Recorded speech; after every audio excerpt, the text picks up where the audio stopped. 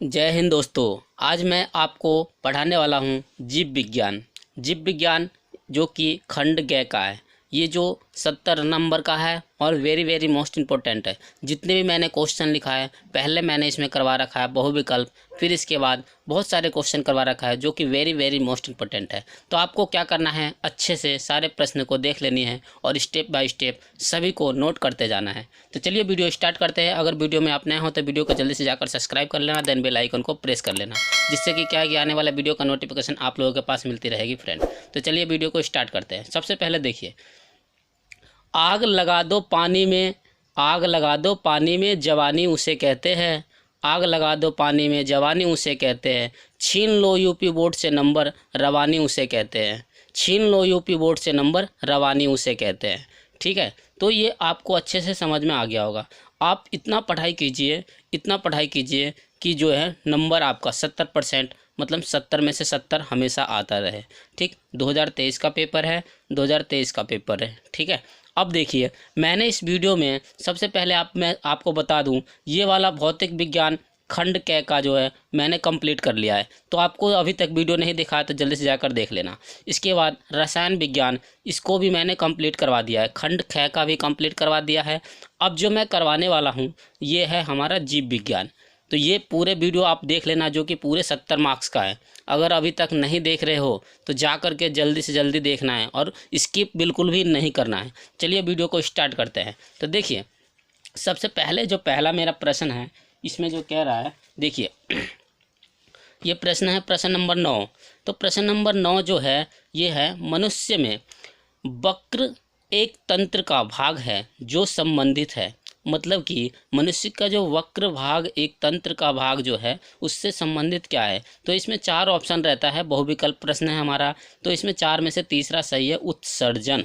ठीक है, इसके बाद नेक्स्ट क्वेश्चन है प्रश्न नंबर 9 का ख है, स्वपोषी पोषण के लिए आवश्यक है। तो इसमें जो है स्वपोषी पोषण के लिए आवश्यक है, इसमें उपरोक्त सभी है। ठीक है, तो ये वेरी मोस्ट इम्पोर्टेंट है जो मैंने सब करवा रखा है। नेक्स्ट क्वेश्चन हमारा प्रश्न नंबर 9 का ग। प्रश्न नंबर 9 का ग जो है, लैंगिक जनन और मुकुलन द्वारा होता है। मुकुलन द्वारा होता है तो यह इष्ट में होता है। ठीक, किसके द्वारा होता है, तो इष्ट के द्वारा होता है। इसके बाद है प्रश्न नंबर 9 का ख घ, पराकोश में होते हैं। पराकोश में क्या होता है, तो हमारा परागन होता है। पराकोश में जो पाया जाता है वो पाया जाता है परागन। ठीक, इसमें चौथा नंबर सही है बहुविकल्प। अब आ जाइए, ये जो हमने अभी बताया है ये सब बहुविकल्प जो था ये एक नंबर का आता है। इसके बाद नेक्स्ट क्वेश्चन है क्वेश्चन नंबर 10, जो कि ये क्वेश्चन जो है हमारा 2 नंबर का आएगा। जो लास्ट जो ये हम अब करवाने वाला है क्वेश्चन नंबर 10 से लेकर के 12 तक जो भी होगा 11 तक, वो सभी क्वेश्चन 2 नंबर का है। मैं लिखता चला जाऊंगा। देखिए प्रश्न नंबर 10 का क्या है, स्वपरागन तथा पर परागन में विभेदन कीजिए या अंतर बताइए। ये क्वेश्चन मिलेगा बोर्ड एग्जाम में। ठीक है, आपको नोट करते रहना है नोट कॉपी में। तो सबसे पहले उत्तर आपको कैसे लिखना है, तो देखिए उत्तर में आपको क्या लिखना है, सबसे पहले लिखना है स्वपरागन और पर परागन, ये दोनों आपको लिख लेना है हेडिंग। इसके बाद नंबर 1 में, यह एक पुष्प या एक पादप के 2 पुष्प में होता है। मतलब कि यह जो है एक पुष्प या एक पादप के 2 पुष्प में होते हैं। ये समझ में आ गया। इसके बाद दूसरा है, इसका ही पहला पार्ट ये है, पर परागन में यह एक ही जाति के लैंगिक प्रजनन द्वारा तैयार होता है। ठीक, एक ही जने द्वारा ये तैयार किया जा सकता है। इसके बाद दूसरा है हमारा, इसमें पुष्प द्विलिंग होना आवश्यक है। इसमें पुष्प को द्विलिंग होना आवश्यक है और इसमें जो है इसमें क्या है, एक लिंग हो सकते हैं, यानी एक लिंग द्वारा भी किया जा सकता है। ठीक है, नेक्स्ट क्वेश्चन है क्वेश्चन नंबर 10 का ख। क्वेश्चन नंबर 10 का ख क्या कह रहा है, वन संरक्षण क्यों आवश्यक है, यानी वनों की संरक्षण के लिए क्यों आवश्यक है। तो बहुत ही ज़्यादा मोस्ट इम्पोर्टेंट है, आपको देखना है। उत्तर देखिए, वन संरक्षण इसलिए आवश्यक है कि वन में, ठीक है, वन संरक्षण इसलिए आवश्यक है कि वन में वन्य जीव की संरक्षित रहे, मनुष्य के लिए भी आवश्यक है। ठीक है, ये वन जो होता है यानी कि पेड़ पौधे जो है, वन है, जंगल है, ये मनुष्य के लिए बहुत ही ज़्यादा आवश्यक हैं। ठीक है, पहला चीज़ है इसमें, पहला हेडिंग हमने लिखा है इमारती लकड़ी, यानी वनों से मकानों के लिए इमारती लकड़ी प्राप्त होती है जो फर्नीचर, खिड़कियाँ आदि बनाए जा सकते हैं। यदि हमारे इधर यानी हमारे गांव में या क्षेत्र में यदि वन नहीं रहेगा तो हमारे पास ना फर्नीचर का कोई लकड़ी मिलेगा, ना खिड़कियाँ बनाने के लिए कोई लकड़ी मिलेगा। तो देखिए वनों की आवश्यकता भी ज़रूरी है। ठीक है, इसके बाद देखिए नेक्स्ट क्वेश्चन है, नेक्स्ट है हमारा इसका दूसरा हेडिंग ईंधन। ईंधन में क्या है, विकासशील देशों में 150 करोड़ से भी अधिक व्यक्तियों को खाना पकाने के लिए ईंधन की आवश्यकता होती है। मान लीजिए अगर वनों की जो लकड़ियाँ होती है वो विकासशील देश जो है जैसे 150 करोड़ से भी अधिक व्यक्तियों को खाना पकाने के लिए ईंधन की आवश्यकता होती है। ठीक है, तो इसमें वनों के लिए बहुत ही ज़्यादा उपयोगी है। अब इसके बाद देखिए नेक्स्ट क्वेश्चन है, प्रश्न नंबर जो है हमारा 10 का ग स्वपोषी पोषण क्या है, उदाहरण देकर समझाइए। यानी स्वपोषी पोषण क्या है, उदाहरण देकर समझाइए। तो इसका उत्तर है जीवों द्वारा भोजन तथा अन्य खाद्य पदार्थ के पचाने से पाचन तत्वों को प्राप्त करने की क्रिया को पोषण कहते हैं। यानी जो खाद्य पदार्थ जो है हमारा जीवों द्वारा भोजन तथा अन्य खाद्य पदार्थ द्वारा पचाने का जो कार्य किया जा सकता है उसे ही हम क्रिया को पोषण कहते हैं, उसी क्रिया को पोषण कहते हैं। ठीक है, इसके बाद है इसका पहला पार्ट है प्रकाश संश्लेषण। यानी प्रकाश संश्लेषण से क्या होता है, तो देखिए प्रकाश संश्लेषण जिससे होता है हमारा, प्रकाश संश्लेषण में कार्बन डाइऑक्साइड तथा जल H2O जल को लेकर भोजन का निर्माण कराते हैं। मतलब प्रकाश संश्लेषण में भी कार्बन डाइऑक्साइड और जल के साथ जो अभिक्रिया कराने पर तभी जाकर के हमारा भोजन का निर्माण होता है। इसी क्रिया में ऊर्जा का उपयोग किया जा सकता है या उपयोग होता है। ठीक है, इसके बाद नेक्स्ट है इसका रसायन संश्लेषी।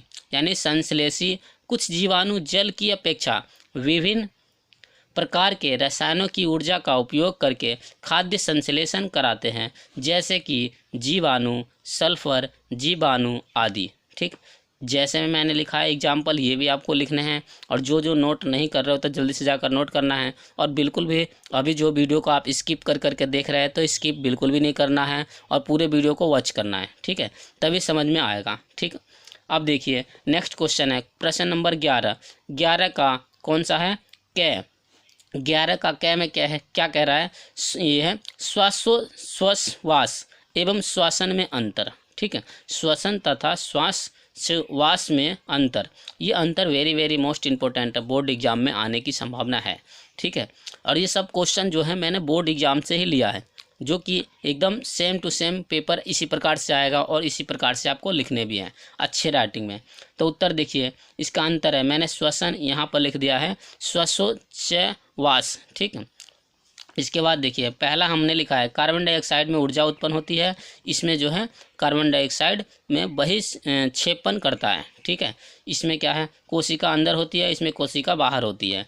इसमें एंजाइम की आवश्यकता होती है, इसमें एंजाइम की आवश्यकता नहीं होती है। इसमें माइक्रोकॉन्ड्रिया होता है, इसमें फेफड़ों में होते हैं। ठीक है जी, आपको अच्छे से समझ में आ गया होगा। चलिए अब नेक्स्ट क्वेश्चन की ओर चलते हैं और आप जो है इसको नोट कर लेना। ठीक है, अच्छे से दिख रहा है तो नोट करते रहना है, एक नोट कॉपी बना लेना और याद करते रहना। चलिए नेक्स्ट क्वेश्चन की ओर चलते हैं। देखिए नेक्स्ट क्वेश्चन जो है हमारा ये है नेक्स्ट क्वेश्चन, यहाँ पर मैंने लिखा है बहुत अच्छे तरीके से। देखिए प्रश्न नंबर यहाँ जो है 12 होगा। ठीक है, 12 क्वेश्चन, इससे पीछे मैंने जो क्वेश्चन करवाया है वो 4 नंबर का था और ये जो क्वेश्चन है हमारा, ठीक है, ये क्वेश्चन जो है ये 7 नंबर का आता है, 7 नंबर का या 6 नंबर का आएगा पेपर में। ठीक है, तो सबसे पहले क्वेश्चन में क्या कह रहा है कि निम्नलिखित पर संक्षिप्त टिप्पणी लिखिए, यानी टिप्पणी लिखना है। आपके पेपर में ये क्वेश्चन आ जाएगा दोहरा संचरण, या आपके पेपर में ये आ जाएगा परिवार नियोजन क्या है, ऐसे करके आपके क्वेश्चन पेपर में आएंगे, आपको लिखने भी है इसी प्रकार से। मैंने दोहरा संचरण में लिखा है उत्तर में, देखिए क्या लिखा है, मनुष्य में दोहरे परिसंचरण की आवश्यकता हृदय का दायां व बायां बंटवारा ऑक्सीजनित तथा विऑक्सीजनित रुधिर को मिलाने से रोकने से लाभदायक होता है, इसे दोहरा संचरण कहते हैं। बहुत सिंपल है, बहुत इजी है, आपको बहुत एक बार याद कर लेनी है। क्या है, हृदय का दायां तथा बायां, क्या होता है, दायां और बायां बंटवारा ऑक्सीजनित तथा विऑक्सीजनित रुधिर को मिलाने से रोकने में लाभदायक होता है, उसे ही दोहरा संचरण कहते हैं।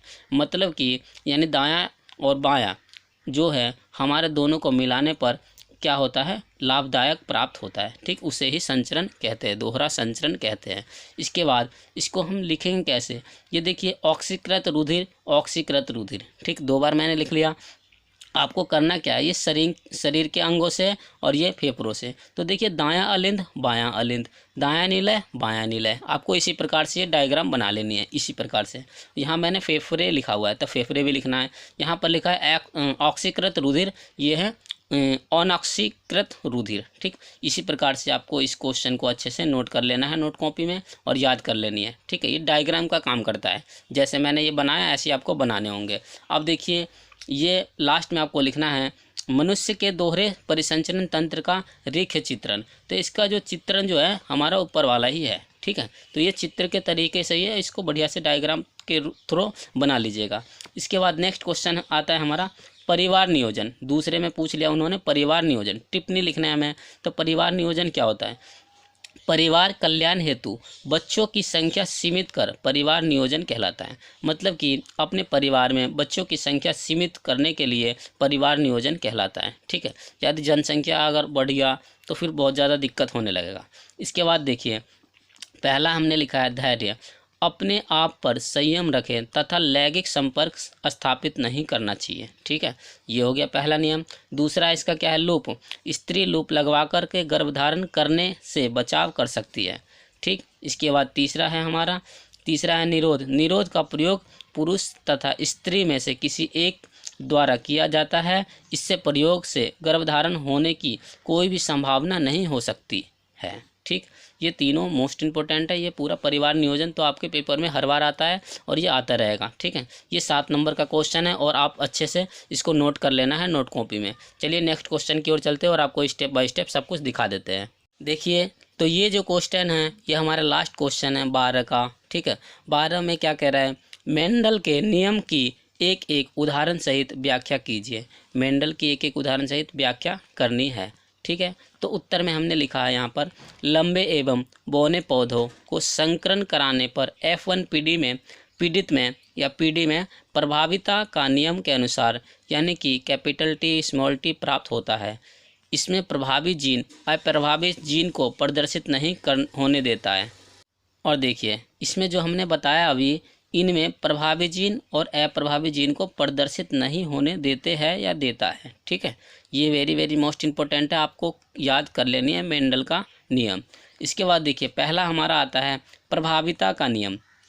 इस नियम के अनुसार F1 पीढ़ी में लक्षण प्रभावी लक्षण होते हैं। ठीक है, F1 पीढ़ी में क्या होता है, प्रभावी लक्षण होते हैं। जो लक्षण प्रदर्शित नहीं होते वे अप्रभावी लक्षण कहलाते हैं या कहते हैं। ठीक, जो लक्षण हमें प्राप्त हो जाता है उसे प्रभावी लक्षण, जो लक्षण हमें प्राप्त नहीं होता है उसे अप्रभावी लक्षण कहते हैं। ठीक, वही हमारा क्या है, प्रभाविता का नियम कहलाता है। ठीक, आ गया होगा समझ में। अब देखिए इसके बाद प्रयोग में क्या करना है, लंबे एवं बौने पौधों के बीच संकरण कराया जाता है तो F1 पीढ़ी में सभी पौधे लंबे होते हैं तथा लंबेपन का गुण प्रभावी तथा बौनेपन का गुण अप्रभावी में होता है। जो लंबेपन का जो गुण होता है वो हमारा क्या होता है, प्रभावी लक्षण कहलाता है। जो बौनेपन का जो गुण होता है वह अप्रभावी लक्षण में होता है। ठीक, इसके बाद आपको अच्छे से ये डायग्राम बना लेनी है जो मैंने लास्ट में बना रखा है। देखिए बाहर से कुछ आवाज़ें आ रहा होगा तो उसकी नॉइज़ जो है थोड़ा सा बढ़ गया होगा, लेकिन कोई दिक्कत नहीं, आप पढ़ने पर फोकस कीजिए। ठीक है, देखिए यहाँ पर मैंने लिखा है शुद्ध लंबा पौधा, तो शुद्ध लंबा पौधा लिखना है। इसके बाद शुद्ध बौना पौधा, ये मैंने लिख लिया है। ये देखिए एक तरफ प्रभावी और एक तरफ अप्रभावी, इसी प्रकार से आपको लिखना है। यहाँ पर मैंने डबल T लिख दिया जो कि कैपिटल में है, यहाँ डबल T लिख दिया जो कि स्मॉल में है। तो देखिए एक इसकी संकरा इस T से करवाने पर हमें क्या प्राप्त होता है, कैपिटल T और स्मॉल t, यानी सभी लंबे पौधे हैं। ठीक है, यानी संकरण कराने पर हमारा क्या होता है, सभी लंबे पौधे होते हैं। ठीक है, तो आपको जो है ये वीडियो अच्छे से समझ में आ गया होगा। अगर वीडियो समझ में आ गया अच्छे से तो एक जा कर के लाइक कर देना, देन सब्सक्राइब भी कर देना और दोस्तों को भी शेयर करना। और अभी तक जो है हमारे वीडियो को शेयर नहीं किया तो शेयर भी कर देना। ठीक है, चलिए इसी के साथ मैं अपने वीडियो को समाप्त करता हूँ। अगर वीडियो अच्छा लगा तो जय हिंद, जय भारत, वंदे मातरम। Thanks for watching.